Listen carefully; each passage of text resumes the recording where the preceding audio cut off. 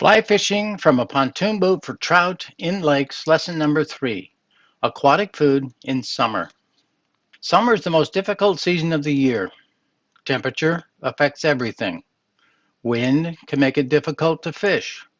Lower water levels in the lakes makes it more difficult to find fish, and they may go off the bite for several days. Temperature affects everything, all activity for both trout and for insects. This chart shows the water temperature levels that trout can tolerate. As the water temperature reaches the higher levels, fish become stressed, and if you catch them, the stress may kill them.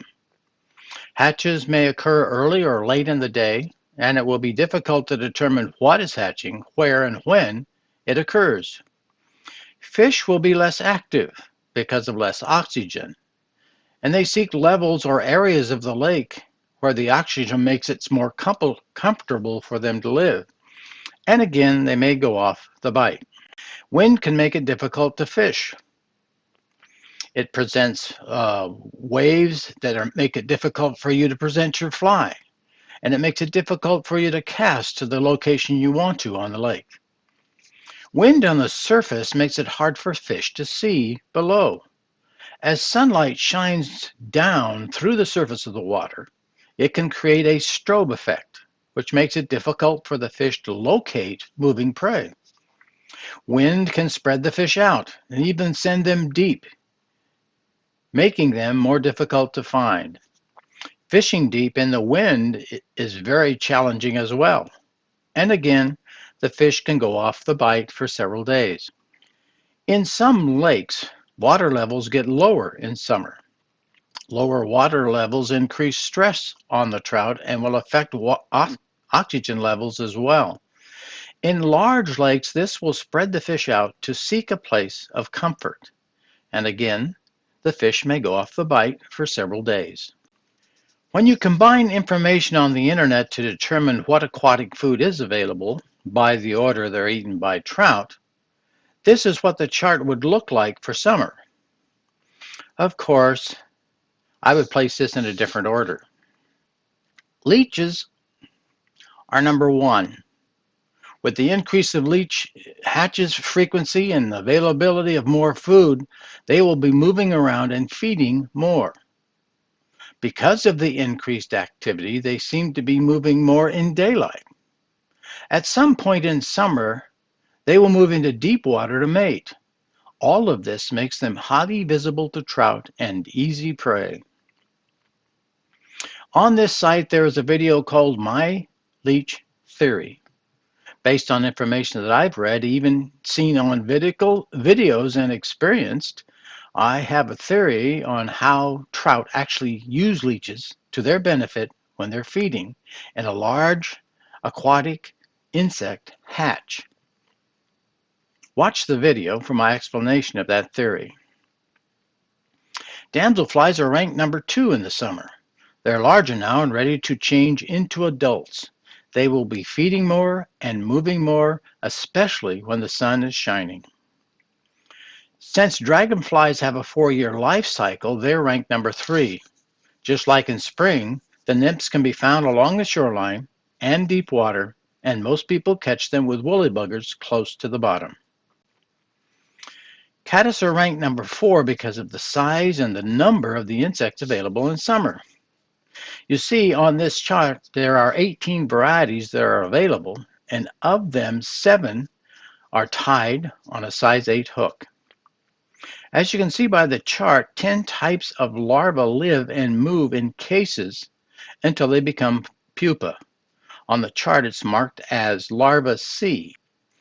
There are few in cases and more available as pupa, emergers, and adults. The chart shows their food preference and the stage of their development by month. So depending on the type, you can find them close to weed beds or in bottom debris. As pupa, the caddis will suspend itself 2 feet above the bottom, just like the chironomid. They will stay in this position for several days before they head to the surface to emerge. As a food source, 15 varieties are available in June, 16 are available in July, and all 18 become available in August. Mayflies are ranked number 5. This chart shows you the color, the hook size, and the name of the flies that are used as imitations. In terms of size, they'll be much smaller now, either size 14 or even smaller than that. So unless there's a large hatch, I've seen trout ignore them for larger insects that are more available at this time. The most common nymph is the Calabatus nymph, which is tan in color or gray and mostly available when it moves. They are so well camouflaged that trout cannot see them otherwise. Just before they hatch, their wing casing turns black and the middle tail of the three actually turns clear. Because of the temperature, and sun, and wind, they will hatch on overcast days or early or late in the day when the sun is setting and the lake cools down.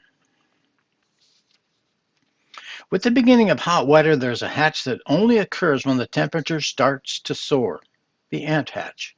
Carpenter ants will converge in the woods next to a lake and wait for the temperature to get high and for the wind to stop. When this happens, they try to fly over the lake, and of course, they don't make it. Once the fish key on this activity, they will abandon all other food sources and just stuff themselves with these black creatures, until sometimes feeding for over an hour. Once it's over, the fish may not bite for several days. Small green beetles do the same thing as the ants do, and they become easy prey for these fish as well.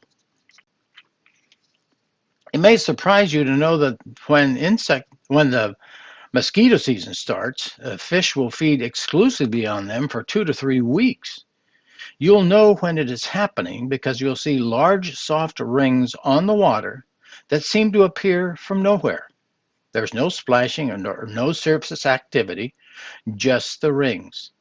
A pupa pattern is the best to use during this time. I have noticed that there are very few adults on the water, and that fishing below the surface is the best approach. Find a fly that looks like the pupa and fish it with an intermediate line.